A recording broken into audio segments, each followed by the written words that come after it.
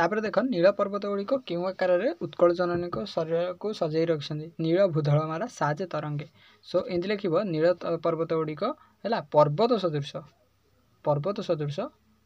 कौन कह नील भूधलमाला साजे तरंग तरंग सदृश उत्कल जननी शरीर को सजाई देते यहाँ पूर्व यहाँ 10 क्लास पढ़ता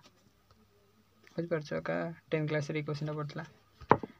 केउठारे भयंकर मूर्ति देखी श्रीकृष्ण कांदी पड़े मुझे सब जगह गोटे वाक्य लिख है लेखे गोटे वाक्य उत्तर दियो सो वाक्य ही लिख शब्द लिख ना केउठारे भयंकर मूर्ति देखी कृष्ण दड़ी पड़ाते केउठारे कांथरे भयंकर मूर्ति देखी कृष्ण दड़ी डरी पड़ाते तापर जा कृष्ण कांत कौन कह क्लांत क्लांत है होई राति केउठारे शोई पड़ते केउठी शोई पड़ते कौटी कि कह माँ को कोल शोई पड़ते लिख कृष्णकांत हो माँ को कोल शोई पड़ते बुझीपार ना बुझीपार कौ चैप्टर तुम डाउट अच्छी कह 9th क्लास जो चैप्टर डाउट थी कमेंट बॉक्स रे दियो दवा कौन बुझीदवा कौन कृष्ण माने एग्जाम सैला पर कृष्ण शोईथिया बेले चमकी उठते कहीं चमकी उठते कहीं चमकी उठते भयंकर स्वप्न देखी लिख कृष्ण शोईथिया बेले भयंकर स्वप्न देखी चमकी उठी पड़ते तापर कृष्ण उच्च पाहाच उठी पारती ना बोली यशोदा कहीं कहते कृष्ण छोट थे प्रथम कथा कृष्ण छोट थे से कौन कह उच्च पाहाच गुड़िक उठी पारती ना बोली यशोदा कहते आ डरुकुरा भी थे छोट एवं डरुकुरा थे डरुकुरा केमी थे भयंकर स्वप्न देखिए डरी पड़ुते डरी जाऊे है कांथरे जदि आमर कौन चित्र देखिक भी डरी जाऊे से छोट थे से साधारणतः कौन कह कि पाहाच उठी पारती ना बोले कहते ओके तापर यशोदा कृष्ण आखिर कौन लगे दिखती कौन लगे दिखती यशोदा कौन मन पड़ी अगुरु ना कुंकुम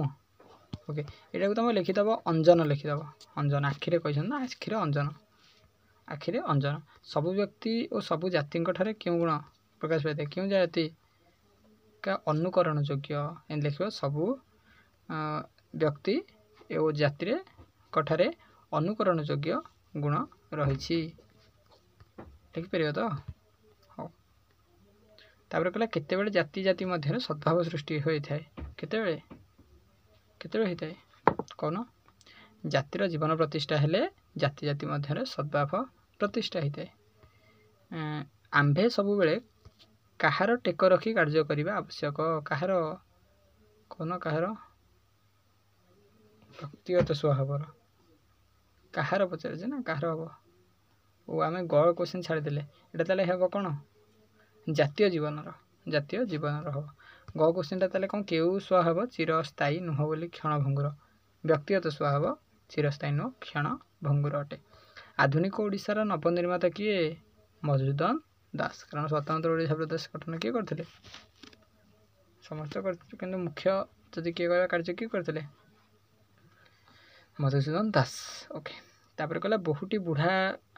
को क्यों संख्या विषय कहते आसमान तारा संख्या रखिच का तो आसमान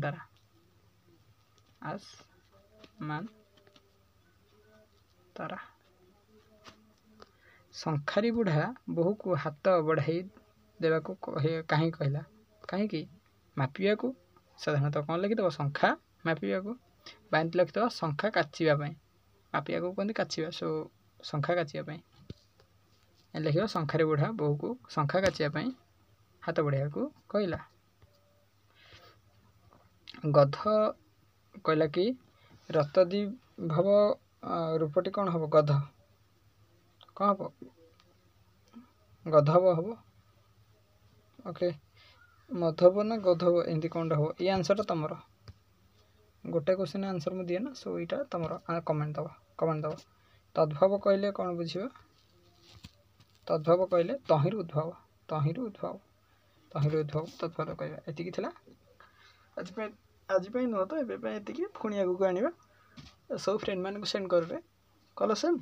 हाँ जी थैंक यू जय जगन्नाथ बंदे कल जाना 9th क्लास पिला आउ गोटे कम कर जो डिस्क्रिप्शन बॉक्स रे टेलीग्राम ग्रुप लिंक अच्छे टेलीग्राम ग्रुप लिंक रे तुम जॉइन हो तुम हेल्प हो कि तुम कुछ क्वेश्चन डिस्कसन कर सहित इम्पोर्टाट तुम पीडीएफ कि इंपोर्टेंट क्वेश्चन भी तुम पाइपर। सो डिस्क्रिप्शन बॉक्स रे टेलीग्राम ग्रुप अच्छी जदि जानना ताले जॉइन जा और जॉइन हो जा।